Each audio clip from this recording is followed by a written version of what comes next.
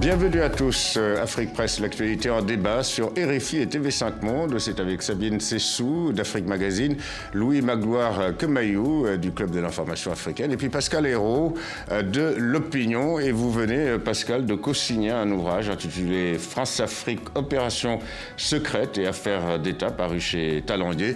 On en parle avant la fin de cette émission, de cette édition d'Afrique Presse autour de 3 sujets cette semaine. Le Burundi, la crise du 3e mandat présidentiel de Pierre Nkurunziza, toujours dans l'impasse. Un an après, en RD Congo voisine, le pouvoir de Joseph Kabila accentue la pression sur l'opposition avec Moïse Katumbi dans son viseur. Et puis la signature à New York par la presque totalité des États membres des Nations Unies de l'accord sur les changements climatiques négocié à Paris en décembre dernier. Le Burundi donc dans la tourmente depuis l'annonce le 25 avril 2015 de la candidature contestée de Pierre Nkurunziza, un 3e mandat présidentiel. On revient sur une année de crise et d'impasse et d'assassinats, de séries d'assassinats. C'est avec Marie Valeret de TV5 Monde. L'état de la voiture et les traces d'explosifs témoignent de la violence de l'attaque. À coups de grenades et de rafales de Kalachnikov, des hommes en uniforme, non identifiés, ont tué le général Kararouza alors qu'il déposait sa fille devant cette école, située en plein cœur de la capitale burundaise. Nous déplorons 3 morts, dont le général de brigade Athanas Kararouza et sa femme, ainsi que son agent de sécurité. Ceux qui ont planifié et exécuté cet assassinat sans non pour autre objectif que de détruire la cohésion au sein de la force de défense nationale. Un assassinat ciblé, pris très au sérieux par les autorités. Elles accusent les auteurs de l'attaque de vouloir diviser l'armée. Le général Tutsi était aussi conseiller du premier vice-président. Un autre officier Tutsi a été visé par une embuscade. Il a été grièvement blessé. Je crois qu'il faut une réconciliation véritable pour qu'on ne voit plus des choses comme ça qui se passent. Depuis plus d'1 an maintenant, le Burundi traverse une grave crise politique. Les violences ont déjà fait plus de 500 morts et poussé plus de 270 000 Burundais à fuir le pays. Voilà Sabine, le Burundi secoué depuis 1 an par une crise politique jalonnée d'exécutions sommaires. Là, cette semaine, c'est un général Tutsi qui a été assassiné avec des proches. Il y a des tortures, de la torture, des viols, enfin bref, cascade de violations massives des droits de l'homme. 1 an après, et l'ONU et l'Union africaine ont échoué à mettre quasiment hors d'état de nuire, il faut utiliser ce mot, hors d'état de nuire Pierre Nkurunziza et ses forces de répression. Oui, c'est un échec total de la diplomatie et il faut dire que le cas du Burundi est très compliqué parce que c'est un petit pays, certes, de 10 millions d'habitants, dans les Grands Lacs, etc. Mais il y a une dimension politique nationale qui est un combat pour la démocratie et un président qui refuse de partir, comme dans beaucoup de pays de la sous-région, notamment d'Afrique centrale et des Grands Lacs. Il y a aussi des problèmes de diplomatie plus globale, avec un désaccord entre les Américains et les Français sur le traitement de la crise. Les Français sous-estiment assez largement la gravité de cette crise parce qu'ils voient l'ombre du Rwanda planer et ils ont des positionnements stratégiques autour de Kagame. Alors, braqué contre Kagame. Braqué contre Kagame en accusant, en laissant, si vous voulez, le pouvoir burundais manipuler la présence de Paul Kagame comme le dernier rempart de la sécurité des Tutsis dans la sous-région, pour dire que la crise burundaise est un peu de la faute de Paul Kagame, alors qu'il n'y a rien à voir là-dedans, et qu'il a toléré et il a très bien fait avec Nkurunziza pendant 10 ans. Et ce n'est pas du tout le problème. Le problème est vraiment d'ordre politique intérieur. Et comme ce problème va se répéter partout, y compris en RDC, se répète au Congo, on l'a vu à Brazzaville, va se répéter au Tchad et dans une autre mesure en Ouganda et au Rwanda, 2 pays qui sont médiateurs et impliqués dans la crise. C'est très compliqué. Il n'y a pas de solution parce que tout est bloqué. Il y a un immobilisme total parce que ça n'arrange personne de voir cette crise se régler en fait. Voilà, c'est vrai que Louis, les rapports se succèdent sur les exactions, y compris d'ailleurs de la part d'émissaires du département d'État américain, Perriello, qui s'était rendu récemment au Burundi et qui a de nouveau attiré la sonnette d'alarme. Mais effectivement, cette communauté internationale paraît impuissante face à ce qui se passe passe au Burundi. Et même la menace de la bombe atomique qui est soulevée avec la possibilité pour la Cour pénale internationale d'intervenir, je crois qu'elle restera sans effet parce que nous sommes enlisés là dans une crise qui n'en finit pas de durer. Et je crois qu'on est mal parti dans cette crise parce que non seulement il y a une vraie crise de leadership dans la région avec aucun dirigeant capable d'en imposer, même Mandela s'était cassé les dents sur le dossier burundais. Absolument. Aujourd'hui, on est face à des partenaires, qu'il s'agisse de la Tanzanie, qu'il s'agisse du Rwanda, qui sont impuissants à intervenir. Et donc finalement, on se retrouve dans un tête-à-tête entre une population, des autorités et des partis politiques qui n'arrivent pas à trouver le cap. Parce que le drame dans cette crise, c'est qu'il s'agit d'une crise institutionnelle avant tout. On a eu un coup d'État à la suite de la première élection démocratique et depuis, les institutions ont cessé de fonctionner. Donc on peut s'abriter derrière le fait que la Constitution n'a pas été respectée, mais le jeu institutionnel lui-même n'est pas du tout respecté depuis de nombreuses années déjà. Alors Pascal, il y a eu plusieurs séquences de négociations et toutes ces séquences ont échoué. Et aujourd'hui, aux côtés de Yoweri Museveni, le président ougandais, on a nommé un facilitateur, l'ancien président tanzanien, Mbaka. Est-ce que, alors on évoque une relance des négociations début mai, mais le pouvoir ne veut pas entendre parler de la présence des rebelles.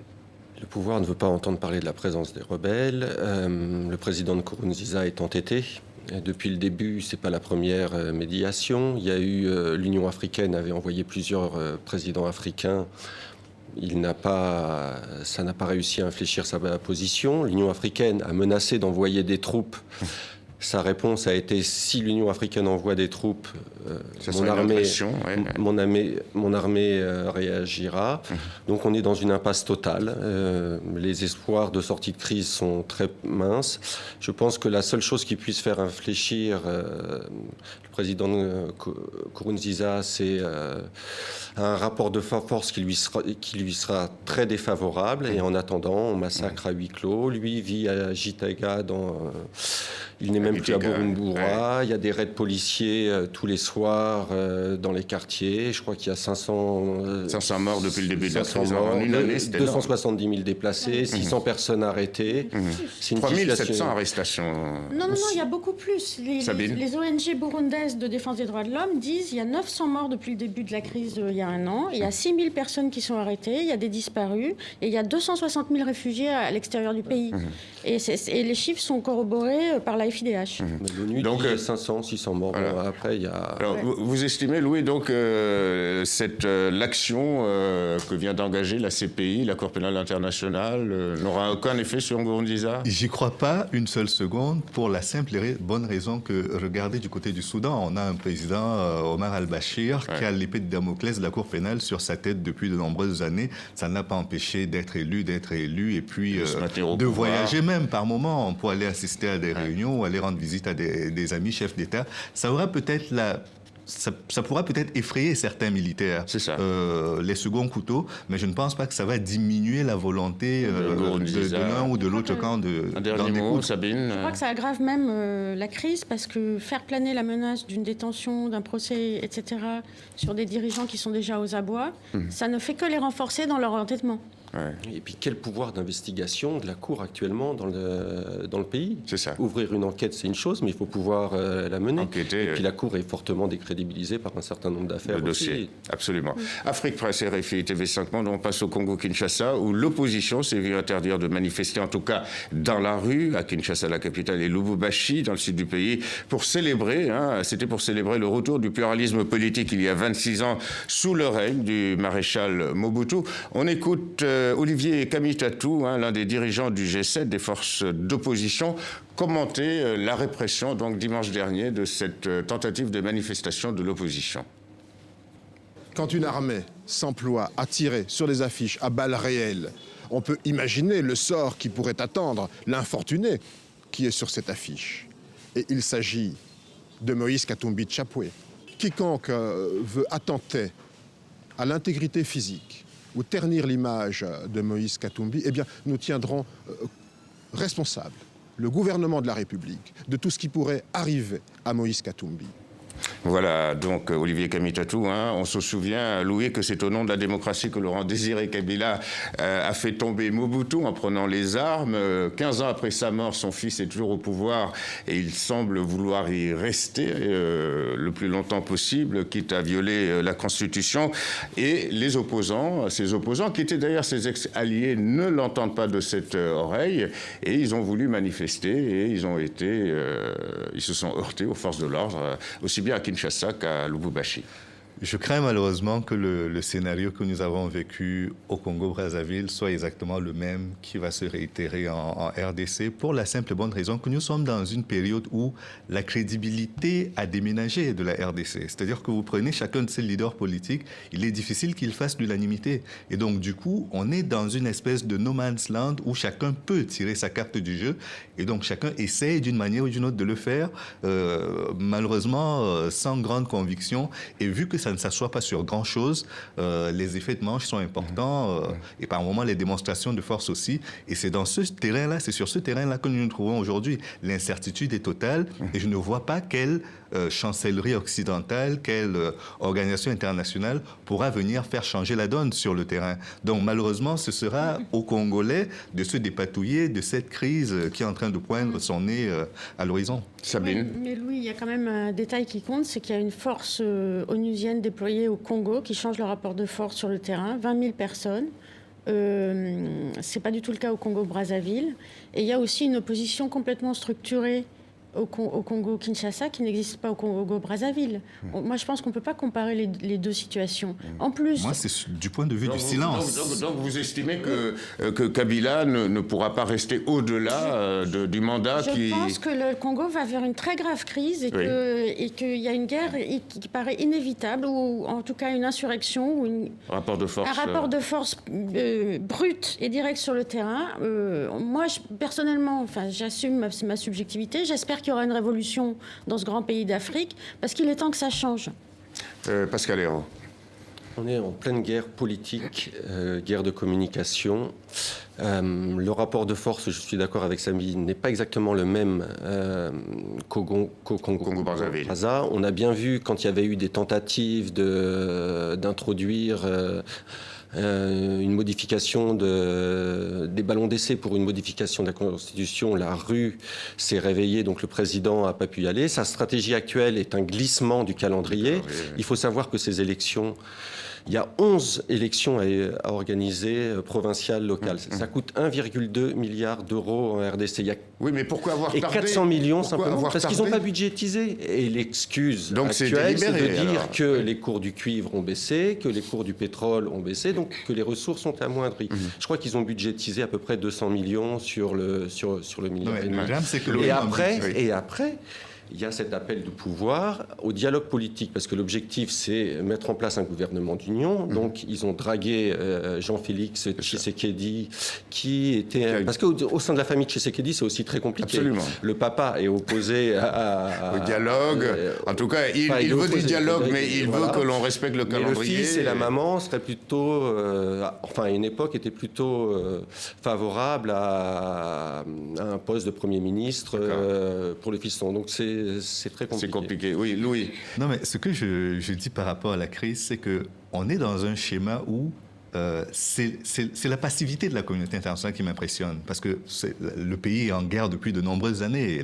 L'ONU est là depuis de nombreuses années. Elle était là déjà quand on a tué Patrice Lumumba. Et elle est encore là aujourd'hui. Et je ne pense pas qu'elle fera mieux que ce qui s'est passé lors de l'assassinat de Lumumba. Donc, de ce point de vue, je ne me fais pas d'illusions. En revanche, ce sur quoi on espère vraiment que cela puisse bouger, c'est que finalement, la population congolaise arrive à se saisir de ces enjeux et de transformer les scènes. Alors là, il y a un risque de bain de sang. Alors, on sait que les forces du G7 ont rejeté la mission de facilitation confiée au diplomate togolais Edem Kodjo au nom de l'Union africaine. Cette initiative est appuyée, bizarrement, par l'ONU. Alors, est-ce que, d'une certaine manière, on parlait de l'impuissance de la communauté internationale, est-ce que là, il n'y a pas des concessions à Kabila, finalement, de la part de la communauté internationale, Sabine ?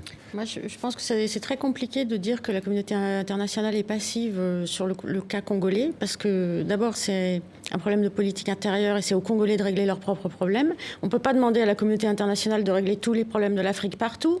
Donc c'est vraiment, je pense qu'il y a un problème de responsabilité nationale dans... C'est ce qui a été fait en Libye, en Côte d'Ivoire. Et la communauté internationale ne s'est pas gênée pour au Mali, frapper au plus haut point. Au Mali aussi. On a vu le résultat. Au Mali aussi, mais je pense que sur le cas du Congo, on ne peut pas vraiment dire que la communauté internationale est passive, parce qu'il se passe plein de choses autour du Congo dans les coulisses.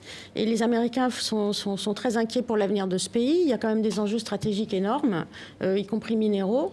Donc, je ne sais pas. Edem Kodjo, à mon avis, c'est un diplomate qui n'a pas du tout l'envergure du problème. Ouais. Pascal ? C'est simple, les réserves minières ou les réserves de la RDC, c'est à peu près les réserves pétrolières de l'Arabie Saoudite. Donc c'est un jackpot énorme. C'est entre 18 000 et 28 000 milliards de dollars. Donc on comprend les enjeux qu'il y a actuellement autour de la contrôle de cette manne pour les prochains dirigeants. Les Américains, on sait très bien qu'en sous-main, ils soutiennent Moïse Katumbi. Les Français sont en faveur de l'alternance. Les chefs d'État de la région, je n'ai pas l'impression qu'ils sont en faveur de l'alternance. Denis Sassou Nguesso, bien qu'il ait des rapports parfois difficiles avec Joseph Kabila, ou que ce soit Paul Kagame qui a aussi eu des rapports parfois tendus avec Kabila, mais ils viennent de signer un accord sur l'exploitation du méthane dans le lac Kivu. Et puis ils savent aussi. Vous savez, il y a une sorte de solidarité de cartel de ces chefs d'État. S'il y en a un qui saute, s'il y a une révolution qui peut se prendre pied en RDC, il y a des dangers pour les voisins. Sans compter qu'il y a un phénomène de droit d'aînesse dans la région des Grands Lacs, c'est que Kagame est le protégé de Museveni et Kabila est quelque part le produit de Kagame. Il s'est largement affranchi, mais je crois que par-dessus tout, ce qu'il faut également voir, c'est la lecture par rapport à toute la richesse de la République démocratique du Congo. Ce pays a quand même, sur les 14 métaux précieux qui sont vendus sur le marché, il en a au moins 9 sur son sous-sol. Et ce n'est pas forcément les États-Unis ou la France qui donneront leur point de vue. Je pense que ce sont les entreprises engagées dans ce pays, finalement, qui seront le juge de paix entre les différents candidats à la présidentielle. Voilà, on en vient au dernier sujet d'Afrique Presse, la signature, le 22 avril dernier, au siège de l'ONU à New York, par les dirigeants de la presque totalité des États membres de l'organisation, donc de cet accord sur le climat adopté lors de la COP21 ici en France en décembre dernier. Le sujet est présenté par Nathalie Boujard de la RTS, autrement dit la radio-télévision suisse. Moment historique au siège des Nations Unies à New York. 175 pays ont signé l'accord de Paris sur le climat. Un record pour un accord qui engage à limiter la hausse des températures bien en deçà de 2 degrés. Et pour y arriver, le président français prône le courage et la responsabilité. Nous devons aller plus loin même que les promesses qui ont été faites, que les engagements qui ont été pris. Et faire que nos déclarations deviennent des actes. Et pour cela, une signature ne suffit pas. Les pays doivent maintenant intégrer les principes de l'accord dans leur législation nationale. C'est la prochaine étape pour que le texte entre en vigueur.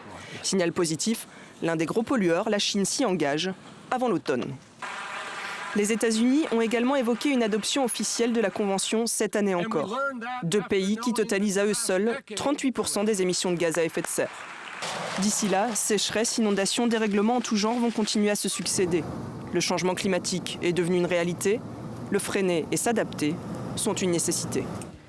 Voilà, donc Sabine, cet accord n'entrera en vigueur que s'il est ratifié par 55 pays responsables au minimum de 55% des émissions de gaz à effet de serre.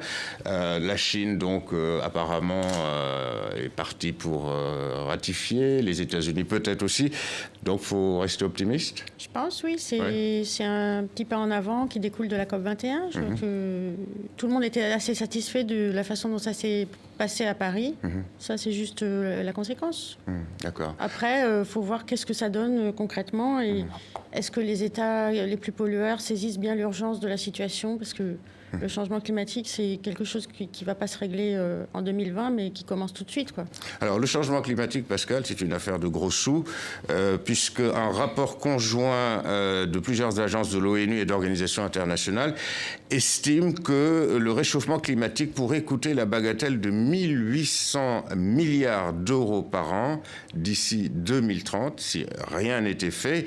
Et évidemment, les pays les plus exposés sont les pays pauvres, autrement dit les pays africains. Alors, on a envie de dire que les 10 milliards promis chaque année à ces pays africains, c'est une goutte d'eau par rapport à cette estimation incroyable de ces organisations. C'est une goutte d'eau, surtout que jusqu'à présent, on n'est pas dans une hausse des contributions. Cette hausse ne viendrait qu'en 2020, avec 100 milliards de dollars prévus chaque année. Les conséquences sont dramatiques pour le continent. Elles se traduisent en matière de production agricole, érosion des sols, montée des eaux si la hausse de la température n'est pas limitée à 1,5 ou voire 2 degrés, avec des conséquences sur toutes les côtes, la déforestation. Donc il est très urgent d'agir, d'avoir des financements. Il faut mener des programmes de reboisement. Il y a des régions comme la région du lac Tchad, où il y a la diminution des eaux, où il faut trouver des solutions. Dans tous les pays sahéliens, on avait émis l'idée d'une grande muraille verte. Alors maintenant, les spécialistes disent que c'est peut-être pas une grande muraille verte, mais il faut opérer dans certaines zones pour remettre en place des forêts, refertiliser les sols. Donc il y a tout un tas d'actions à mettre en place et il est assez urgent. Autrement dit, Louis, c'est d'abord l'Afrique doit se prendre en charge d'abord, avant de compter sur l'aide internationale, en fait. Non, mais elle a la double peine dans cette histoire. Il faut quand même se dire que c'est pas elle qui pollue le plus. Je sais bien. Et aujourd'hui, elle attend que les contributions puissent lui permettre. Je prends juste l'exemple des entreprises qui sont spécialisées dans le déchet d'ordures. On leur a vendu des programmes qui leur permettraient de valoriser les ordures avec une taxe carbone qui permettrait d'avoir un équilibre financier. Et aujourd'hui, cette taxe carbone n'est pas effective. Non seulement les prix ont baissé, mais les versements ne se font pratiquement plus. Et ça, c'est un vrai problème. Mais pour autant, c'est l'Afrique doit se sauver elle-même, en fait. Elle doit se sauver. Non, mais je veux juste rappeler que par-dessus cela, on a également oublié que par moment, il y a des pays, comme les pays du Golfe, arabo-persique, qui sont quand même de gros producteurs de pétrole, et que le pétrole est quand même un élément polluant dans l'action, qui n'ont pas ratifié. L'Arabie saoudite et tous les autres producteurs. Donc cela fait qu'aujourd'hui, même ceux qui ont signé, même ceux qui vont ratifier, on n'est pas certain que cela apporte quelque chose. Parce que les États-Unis, on a entendu le président Obama nous dire « je vais ratifier par décret ». Mais Obama, il s'en va bientôt. Bien sûr. S'il n'est plus là, qu'est-ce qui se passe? Dilma Rousseff, pareil, c'est un gros producteur, un gros pollueur. Elle va probablement être dans une procédure d'impeachment qui la dégagera de la présidence. Et qu'est-ce qu'on fait des engagements qui ont été pris? Donc, ce qui m'inquiète, c'est ça. Et en 2020, on va juste évaluer. Et c'est en 2025 qu'on verra ce qu'on fait. On est très loin du compte. Autrement dit, encore une fois, l'Afrique doit se prendre en charge elle-même, Sabina. C'est une question de volonté politique, mais il y a des exemples positifs. On peut regarder le Maroc qui donne vraiment... qui montre la voie avec une politique extrêmement volontariste de promotion des énergies renouvelables, avec un parc éolien au sud du Maroc, une centrale solaire et un programme national planifié. Et vous estimez que les autres pays africains peuvent... Je crois qu'on peut regarder vraiment ce qui se passe au Maroc, c'est très intéressant, la façon dont ils envisagent... Le Gabon, le Kenya, en janvier. Le Kenya a réduit ses émissions de gaz. Il y a des programmes en matière d'énergie renouvelable, il y a des programmes de reforestation. Il y a certains pays qui ont pris le problème à bras-le-corps. Un dernier mot, Louis?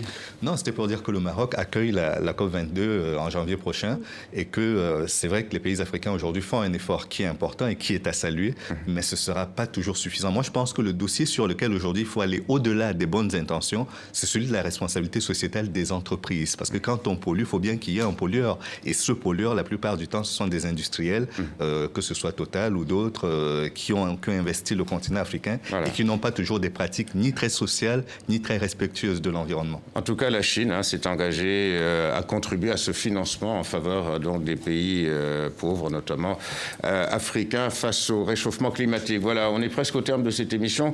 On évoque, Pascal, votre ouvrage co-signé avec Jean-Pierre Bas, ou Bat. Jean-Pierre Bas. C'est Jean-Pierre Bas. France-Afrique, opération secrète et affaires d'État. Alors, c'est une série d'événements où la France est impliquée, d'événements survenus en Afrique. Voilà. Il y a 26 histoires qui partent de... On a commencé en 1956 avec le détournement d'un avion avec des dirigeants du FLN jusqu'à l'exfiltration de Blaise Compaoré en 2014. Burkina. À travers ça, il y a l'assassinat de Félix Moumié qui veut visiter, il y a la chute de Laurent Gbagbo, il y a des histoires au Rwanda aussi. Il y a des histoires inédites, notamment au Rwanda. Kagame, voilà, et donc on a essayé de marier un peu le travail d'un historien qui gère le fonds Focard et puis d'un journaliste qui mène des enquêtes de terrain. Voilà. Focard qui a été le monsieur Afrique du général de Gaulle, de Georges Pompidou et puis de Jacques Chirac. Et de Jacques Chirac. Voilà.